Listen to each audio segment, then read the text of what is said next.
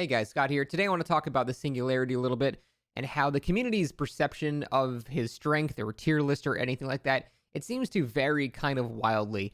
Now, I think there is an overall consensus that he's a bit on the weaker side right now just because of EMPs, but I have seen definite varying levels of tier list placements anywhere from all the way down to like bottom of C to top of A, and I think there is a reason for why there is so much disparity in the community's assessment of how strong this killer is.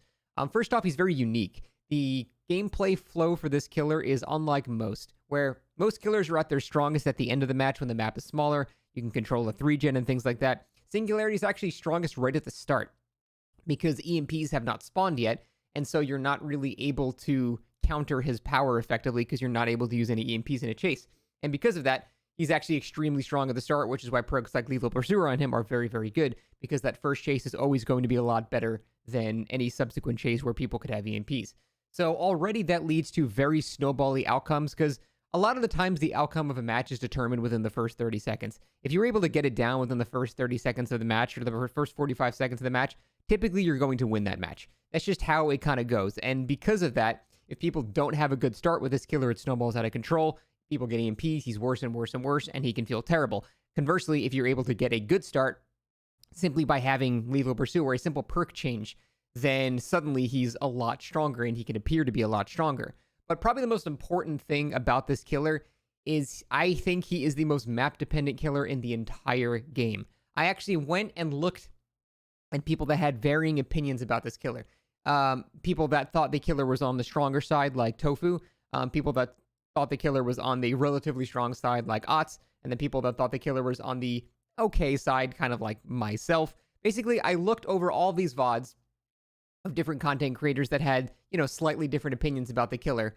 And pretty much every time someone thought the killer was very good, they were on a map that was beneficial to him. For example, if you play this killer on Auto Haven, he's actually kind of a beast because he can counter basically every single loop in the game. You have line of sight to pretty much every single loop. You can see over every loop. So if someone uses an EMP on this map, I don't really care because I can just put another one up 2 seconds later and do the exact same shit again. It's not really a big deal. However, if you get a map like Larry's or The Game or any indoor map or Toba Landing or any map with lots of line of sight blockers, like, even Shelter Woods, which is normally a good killer map, any map that has a bunch of line of sight blockers, then suddenly it's so much more of an effort to counter a single EMP. Because think about it. On this map, if you're at a loop, someone EMPs, you just shoot on their camera, who cares? You keep going. On a map like Shelter Woods, if they're running away using an EMP and there's a bunch of trees and shit in the way, you can't necessarily immediately shoot that pod back up and have line of sight of the person that just broke your EMP again. So what you end up having to do is continue chasing them as they gain distance and hold W to a different loop, at which point you might not have line of sight again. And then once you do get line of sight, you need to set up a camera and then switch to the camera and then hold the camera on them and then switch back. And then the process is so much more impactful with line of sight than basically every other killer in the game.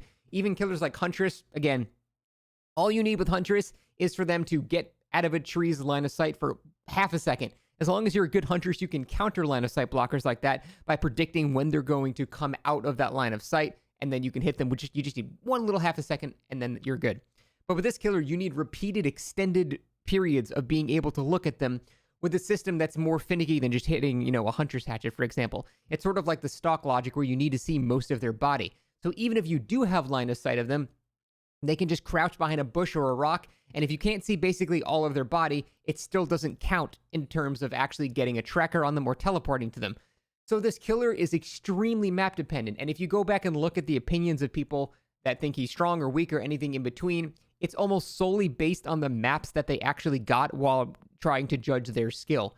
On my first day, I thought this killer was terrible because I got The Game, Larry's The Game, and Toba Landing all in a row, and I couldn't do shit on those maps. I could do nothing. I felt like I had no power. The next day, I got Auto Haven a bunch of times, and I won every single match. And it's because the killer is just extremely map dependent. And so that's why people that have the opinion he's bad and people that have the opinion he's good are both right. It just depends on their anecdotal experiences about what map they're actually getting. So is this something that can be fixed? No, not really. I think this killer is going to remain extremely map dependent pretty much forever. There's not really a way of fixing that. The most they can do is make the logic for hitting a tracker on someone not follow the stalking logic from Ghostface and Myers, because that's very sensitive to having to see most of their body to do it. So I think if you see, for example, someone's foot sticking out of a tree, you should be able to track him because you can stick a tracker on someone's foot.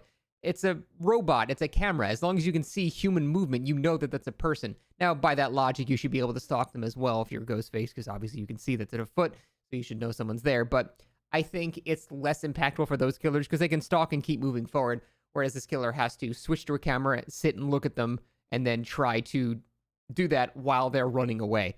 And it ends up being way more frustrating in him. So that's, I think, his main issue. The killer is potentially very strong on a good map and potentially very weak on bad maps.